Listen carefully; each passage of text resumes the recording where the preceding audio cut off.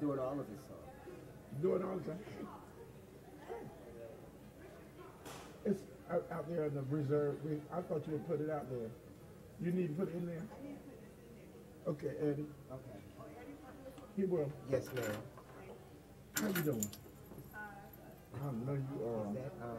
This is Mary. Hey.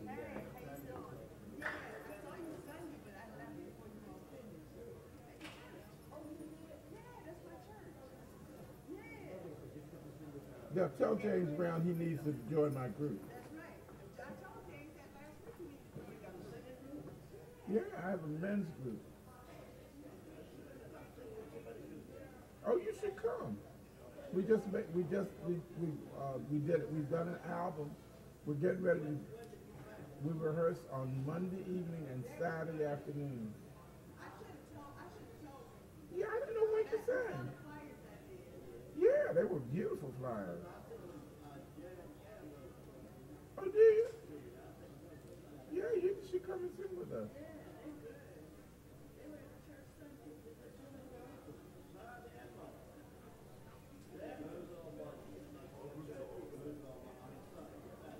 Oh, okay.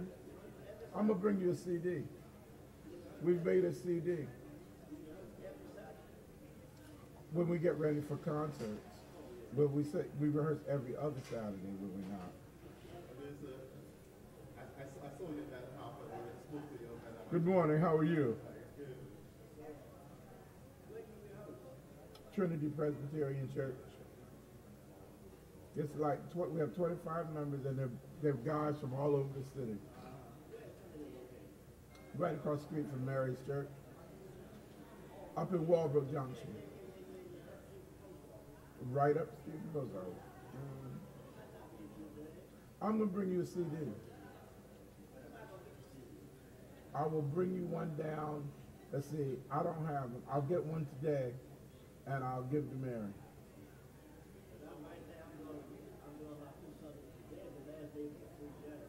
Okay.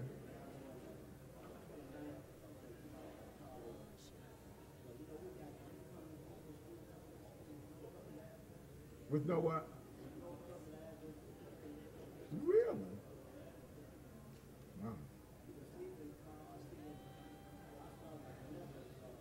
Good.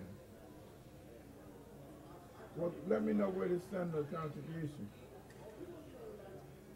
Oh, well, I haven't got one yet. Oh, okay. Oh, okay. Yeah, because we need to jump on that. And I might get the men's group at church to make a contribution.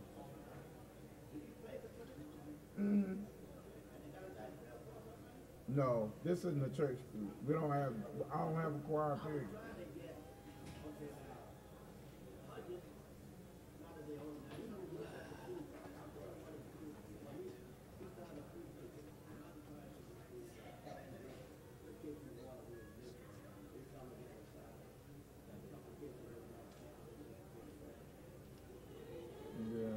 Yeah.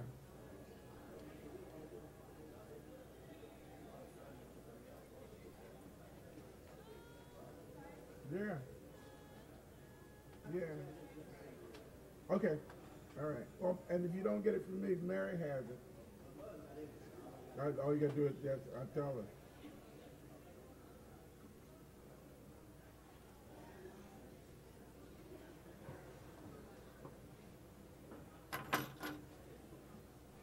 Eddie, you're on my rock. You are my God. What would I do without you? You and Tom. I started to ask him, but see, the woman that is on him told him that if he missed another, she was going to put him out. So see, he's up against that. And she's just being mean. Because he had only missed one, and he missed that because he had a doctor's appointment. And I was with him when he called and said he had a doctor's appointment. And she said she didn't know anything about it. And so,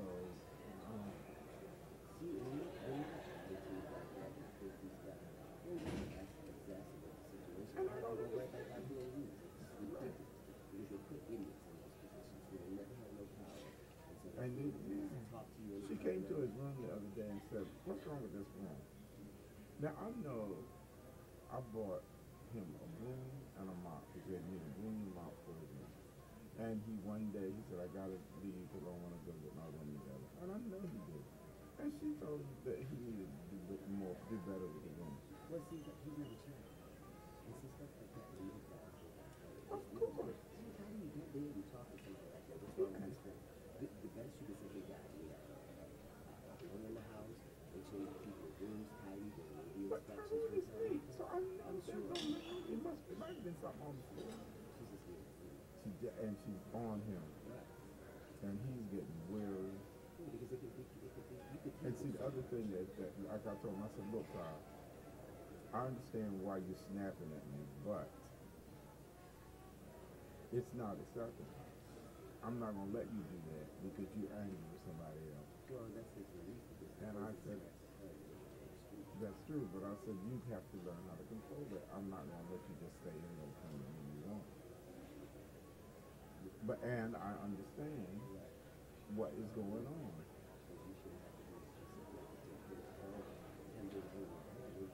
Right. I understand it.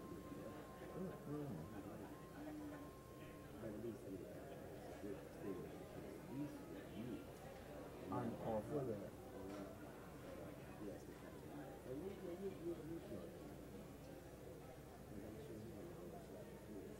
Absolutely. He said he wanted to cut up. He wanted to help her out.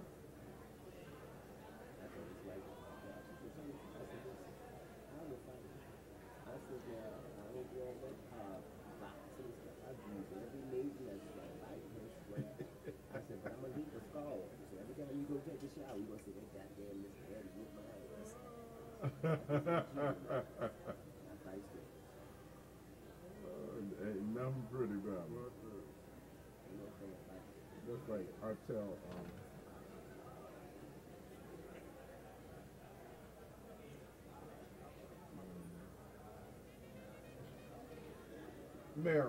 Mary, she's running up here to the program. Whoever got her that's so hard.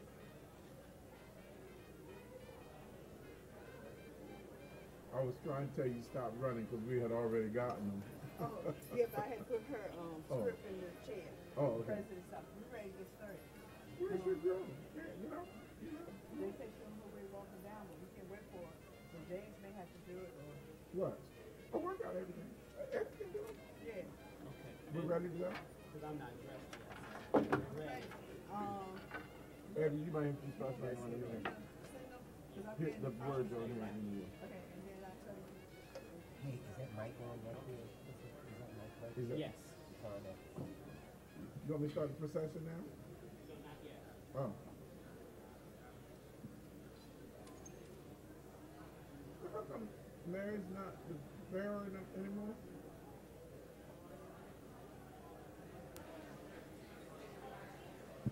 Check.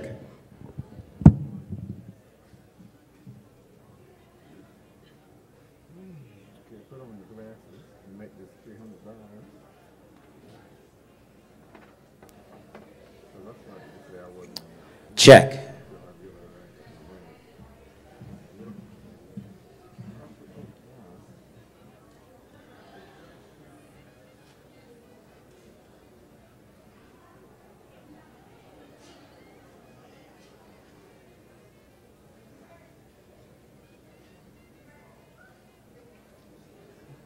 First thing is the procession.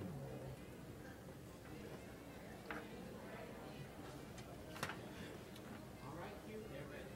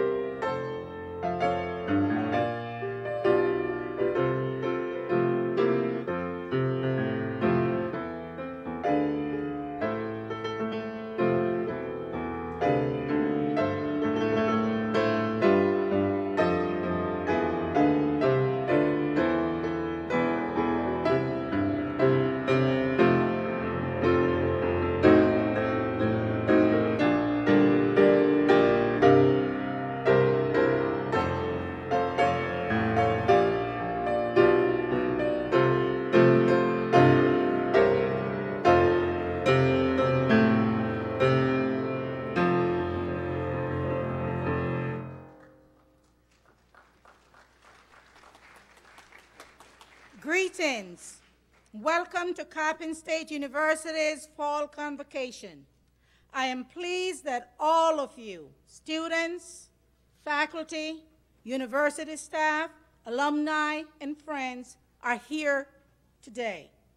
Please stand for the singing of the Star-Spangled Banner and the first verse of Lift Every Voice and Sing, led by 2008 Senior Class President, Miss Simone Jordan.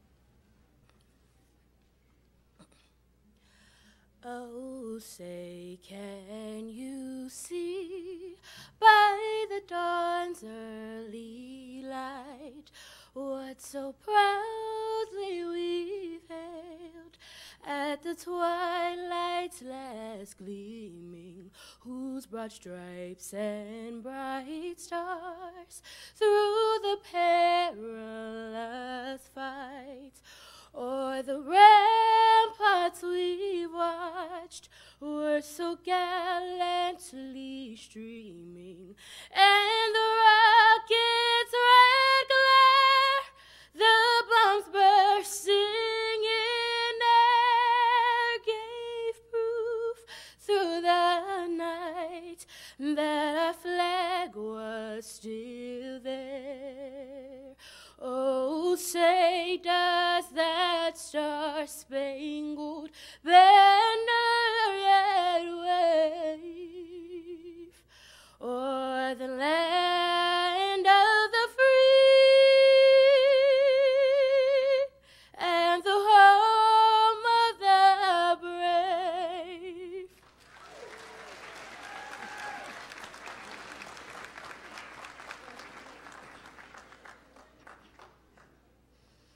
Lift every voice and sing till earth and heaven ring, ring with the harmonies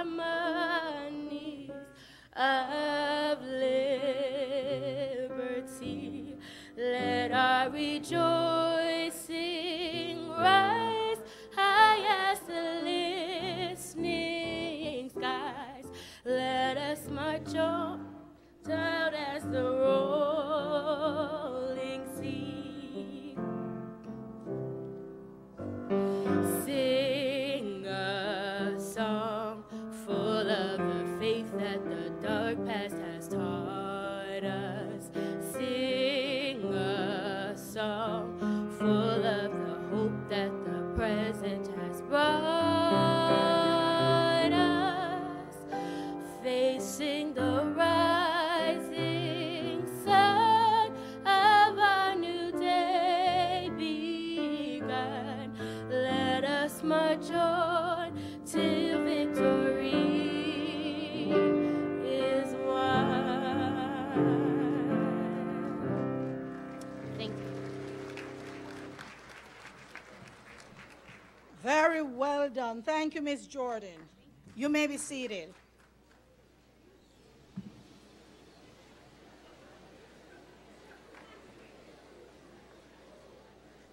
We're here this morning to launch Coppin's 118th academic year. The Fall Convocation is said to be the recognition of a scholarly circle of life, marking the beginning of the class of 2021 and the ending for the class of 2018.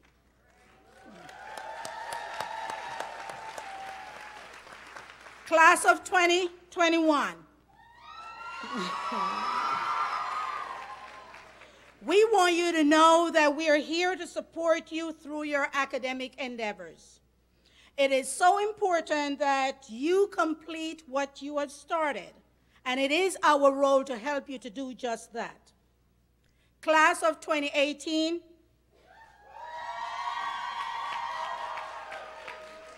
we will assist you to begin your careers or to continue your academic goals. Whatever you choose to do, just remember, Coppin has prepared you well. It is now my pleasure to introduce Mr. Paris Holmes, the President of the Student Government Association, who will present the student address. Mr. Holmes is a native of Baltimore, Maryland, a member of the class of 2018. He will be graduating in May with a bachelor's degree in political science.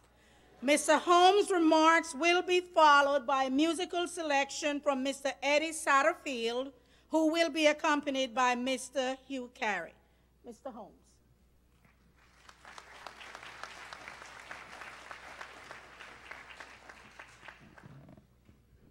Good morning, everyone. Good morning, everyone. Oh man, before I can even get started, I just look out at the crowd, and I get so emotional at events like this. Like, first of all, give yourselves a round of applause for packing the house out tonight, just about. Oh man. So again, greetings to all faculty, staff, administration, esteemed alum from Coppin State University, and of course, my fellow students. Especially the incoming class of 2021. Give yourselves one more round of applause. And of course, the graduating class of 2018. I'll catch y'all at the end of the stage in May. Let's get there together, and let's work through it as we sojourn through this school year. And before I can begin to speak, where we as Coppin State University stand today, I can't help but reflect on just about two things. The first thing is the fact that we began in what was then Colored High School in the year 1900, and that we now stand here on North Avenue in 2017. That's 117 years of continuity. Can we give one more round of applause for that? 117 years. I'm almost tempted to put banners down through the rest of Baltimore like how Morgan did for the 150 years. We didn't reach 150 yet, but we still gonna celebrate our 117. The next thing I reflect on is the life and the contributions of our namesake, Miss Fannie Jackson Coppin, who's indeed a pioneer for education, and especially for the education of African Americans. And then I began to ask myself, for this academic school year, 2017 through 2018, as the current SJ president, what can I do in conjunction with you all, in conjunction with administration, in conjunction with staff and faculty here, to contribute to this 117-year legacy, right? What is it that we can do that is aligned with the ideals of Ms. Fannie Jackson Coppin, her career, and what she did for African Americans? And so, as I've shared countless times before, my vision for this academic school year is embedded in this idea of culture. And this idea of culture doesn't just belong to me. This vision is inclusive of everyone inside this room, every personnel, every constituent. And this idea of culture it stands for Coppin's ultimate leads on to uplift, to reach, and to empower, right? And what does that culture look like? How are we going to truly uplift the students? How are we going to reach? How are we going to empower? And my immediate response when someone asked me that was very surface level, and it amounted to not much more than basically an embellished description of what my experience was like as I traveled through Coppin. And then I realized that that was really just, as I said, surface level. And it's so much deeper than just my experience. This is about the experience of each and every one of us inside this room, from the traditional students to the non-traditional students to the residential students to those who are athletes to those who, commute, all of those things. These collective experiences will make us all, one Coppin family. But I also want to remind you all that sometimes it's not necessarily the beauty of our experiences that brews this vision of culture. Sometimes it's the ugliness of our challenges as well. And sometimes we have to reconcile with the fact that sometimes proposed name changes, discontinued programs, or those times we feel like a lack of support, those times we feel like there's miscommunication. It's the small things that make a big difference, the minuscule things that influence our enrollment, retention, and graduation rates, because it's only then do we discover that our passion towards wanting better and deserving more is what drives us towards the fostering of the same cultural concept that uplifts our spirits, to reach out to one another and to empower our community. And that's the same exact culture that's kept our doors open for 117 years. And that's the same culture that Fang Jackson Coppin taught in her writings and in her life's work. So I want to leave you all with that. And as we sojourn through the school year, please continue to reflect on 117 years of legacy, reflect on the life of Fang Jackson Coppin, the things she did for our community, for African Americans, and let that be your guide as you walk into these classrooms, as you walk through campus, as you do your homework, as you study, as you prepare yourself to be a better student, and as we like to say, a responsive citizen when we leave those doors in 2018, and for the freshmen in 2021. Thank you all. Welcome. God bless, and have a great school year.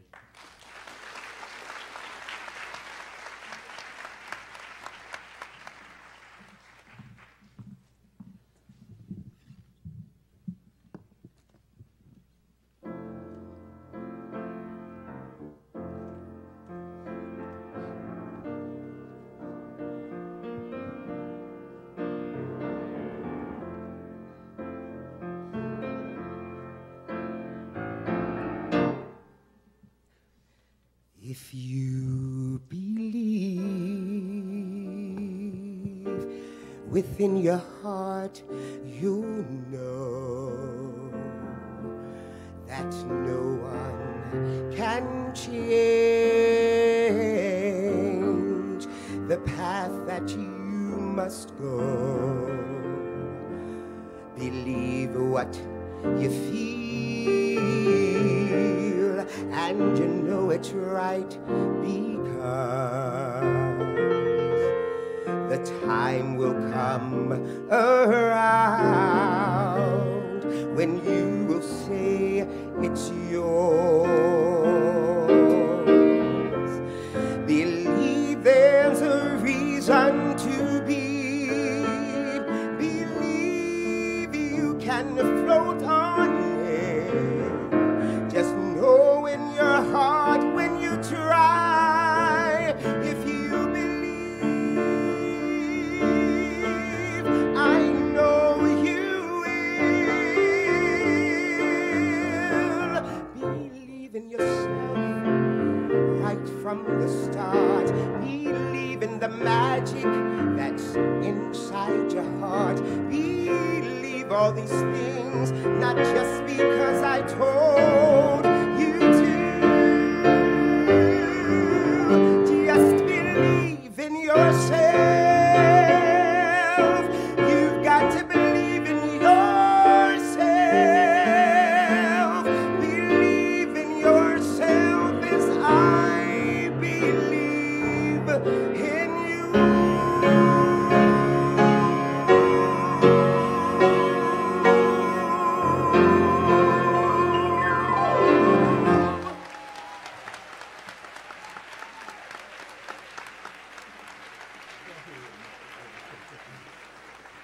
Beautiful. Thank you, Mr. Holmes, and thank you, Mr. Satterfield. Believe in yourself. It is now my pleasure to invite to the podium Dr. Maria Thompson, Coppin State University's president. Dr. Thompson became Coppin State University's 7th president on July 1st, 2015. Prior to her appointment at Coppin, Dr. Thompson served as provost and vice president for academic affairs at the University of New York, Oneonta, from 2011 to 2015. SUNY Oneonta is a regional comprehensive college with 6,000 students offering bachelor's and master's degrees. Dr. Thompson graduated from Tennessee State University and holds a Master of Science degree in textile from Ohio State University. She earned her doctorate in textile science and textile economics from the University of Tennessee. I present to you President Maria Thompson.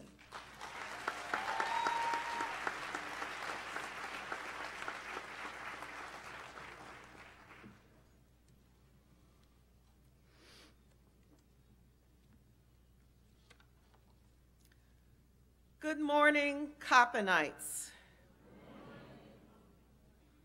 It is so good to see all of you here today and to be able to welcome you to our academic convocation for 2017. I say welcome to our students, first of all, our faculty, our staff, administrators, parents, alums, and all of the supporters of Coppin State University. You are beautiful, you look great this morning, and my heart is overfilled with joy to see so many people turn out for this event to support the class of 2021.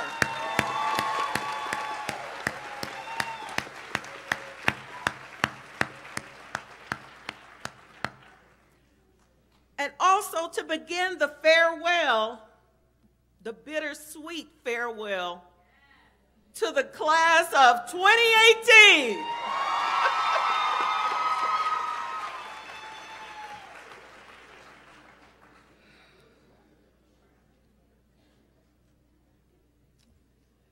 Convocation.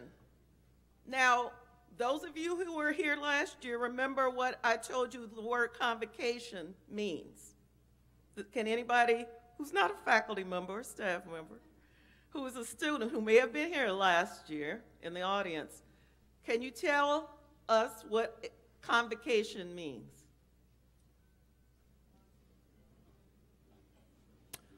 A gathering of eagles. You remember? Good. That's right. Give yourself a hand. So it is, of all universities typically have a convocation, but it is most appropriate for Coppin State Eagles to hold a convocation. That's right. Eagles, give yourselves a hand.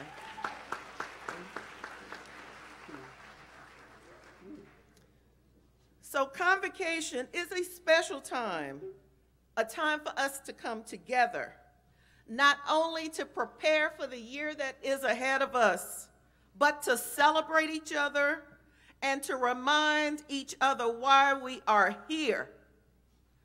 We have stood because our mission is meaningful and the community we serve is deserving of the best. That's why we are here. Students, I expect nothing less. I'm not, as usual, not following the script, but I expect nothing less than 3.0s, 3.5s, 4.0s. Why? Because you are capable. We have no average students here. I don't care what grades you made in high school, what you got on an SAT, ACT. You are not average. If you're here, you are not average. And we have outstanding faculty here who will make sure your greatness is called out. We're not here to make 2.0s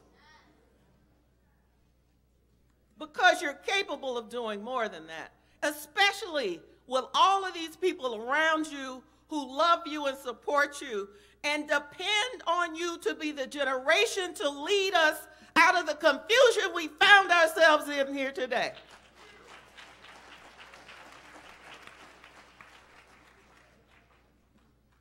Not what I intended to say, but what came out.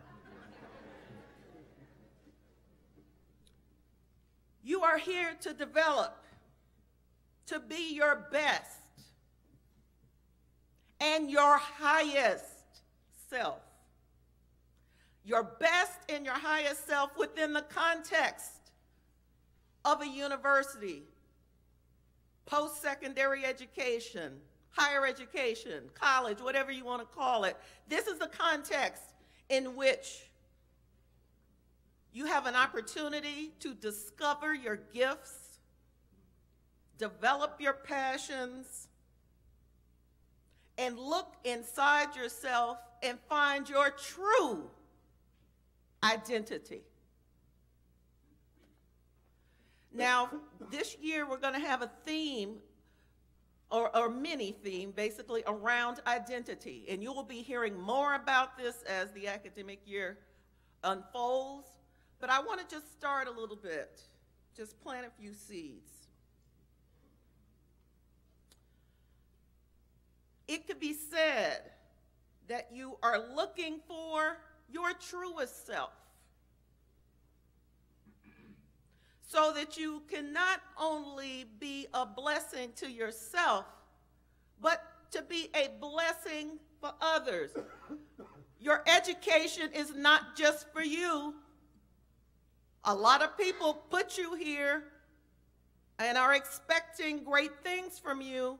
Yes, we want you to graduate and go on to whatever the next thing is, whether that's being a public servant, going to graduate school, being an entrepreneur, an artist, a teacher, whatever that next step is. Yes, that's for you.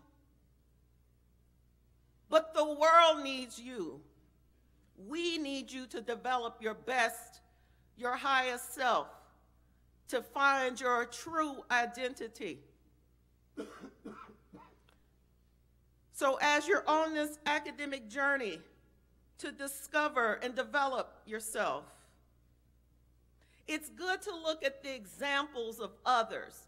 And I'll give you 3 brief examples of people who used excellence in education to help frame and develop their identity. They did this by excelling in academics. The first example I'm going to use is our namesake, Fannie Jackson Coppin. Now, Paris just gave you a little background about that. How many of you know something about Fannie Jackson Coppin? If you heard me speak, I know you've heard something about Fannie Jackson Coppin because I always mention her. Raise your hand if you know a little bit about Fannie Jackson Coppin. Okay, good. Most of the people in the room, most of the students, even class of 2021, you will hear this ad nauseum from me because it is important.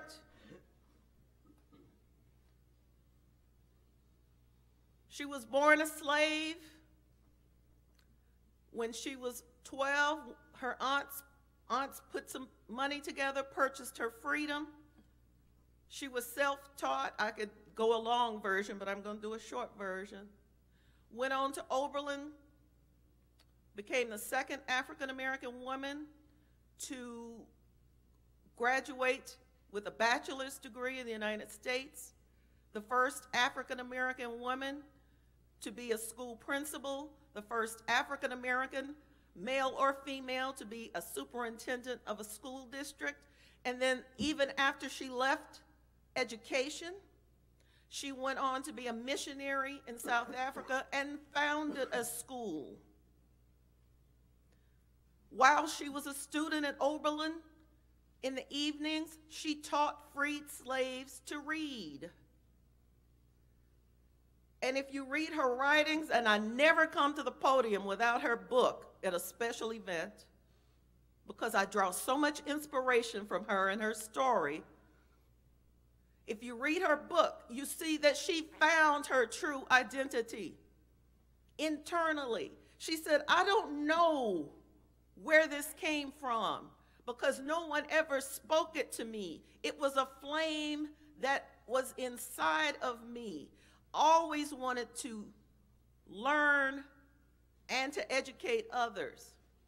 And that's what you have to do, class of 2021, and that's what you have to continue to do, class of 2018, is to get still and quiet long enough to find the thing that is inside you that defines who you are.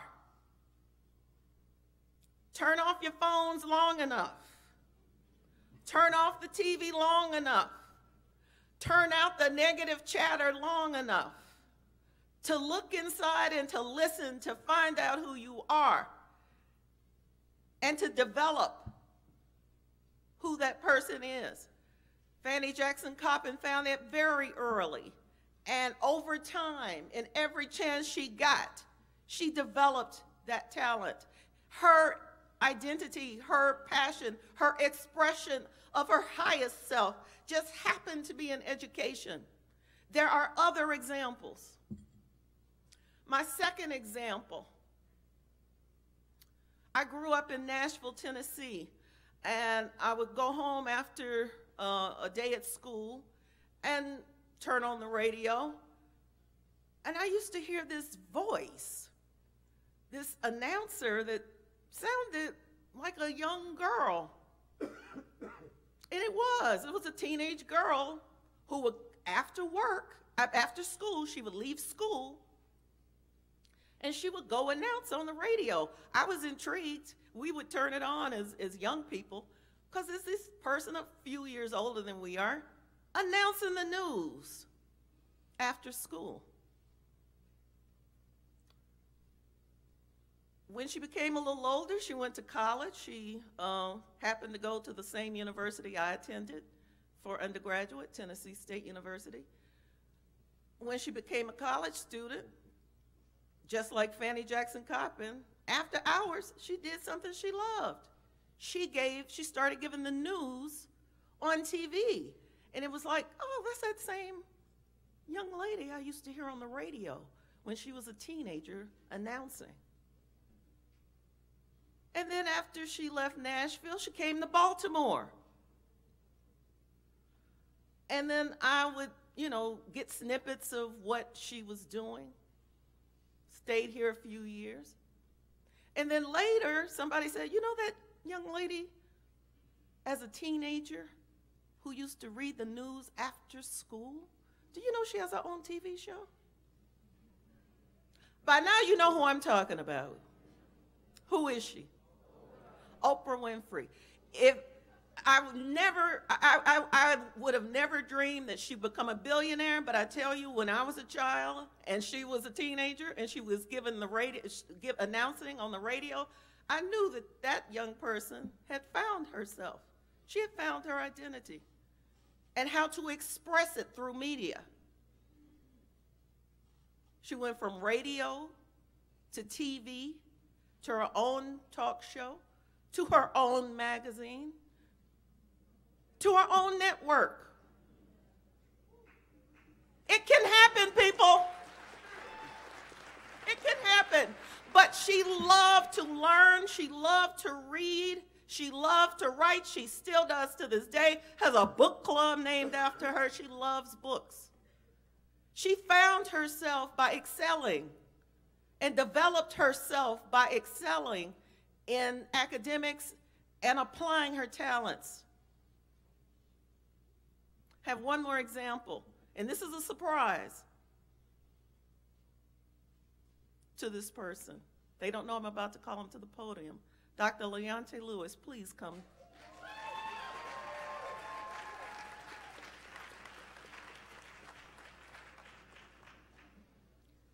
Now, this is a person who a few weeks ago, she nor I knew she was going to be standing here, but she's here. She answered a call to serve as the interim provost. Dr. Leonte Lewis graduated from Coppin State University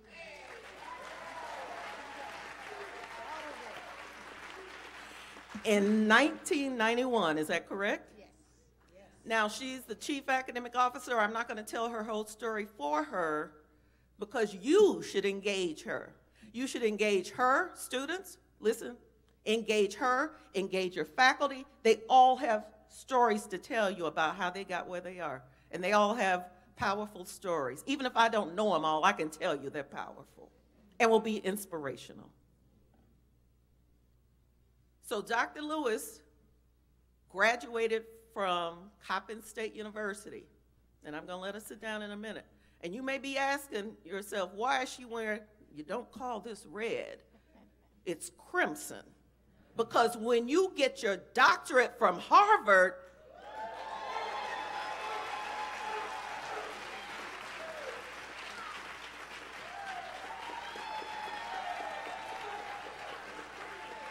when you get your doctorate from Harvard, they call it crimson.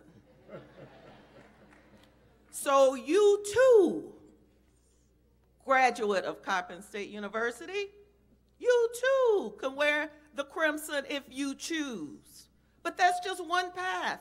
But this is another example of a person right here, sitting right where you were seated, taking the classes from some of the same professors,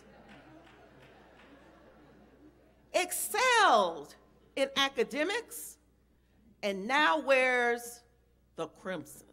Thank you.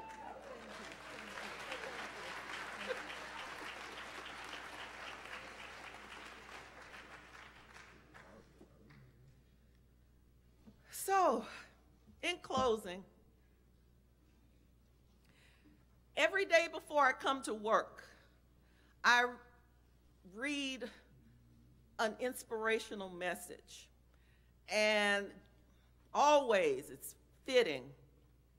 Every day, whatever I'm about to walk into, the message, the inspirational message that I read is always fitting for what I'm about to face for the day. So, this morning, it said that I should call out the seeds of greatness in others.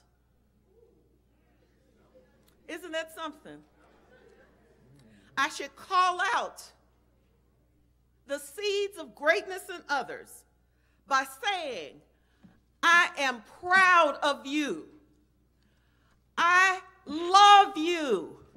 You are amazing. You are talented. You are beautiful, and you will do great things in life.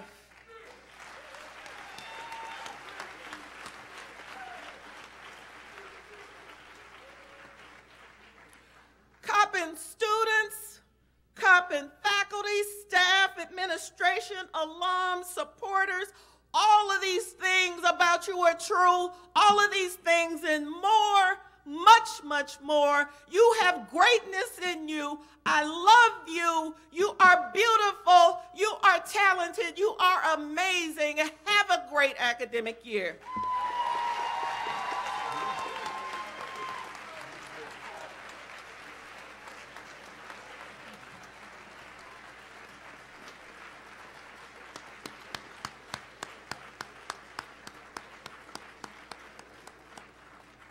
And don't forget the words of the song to add to that.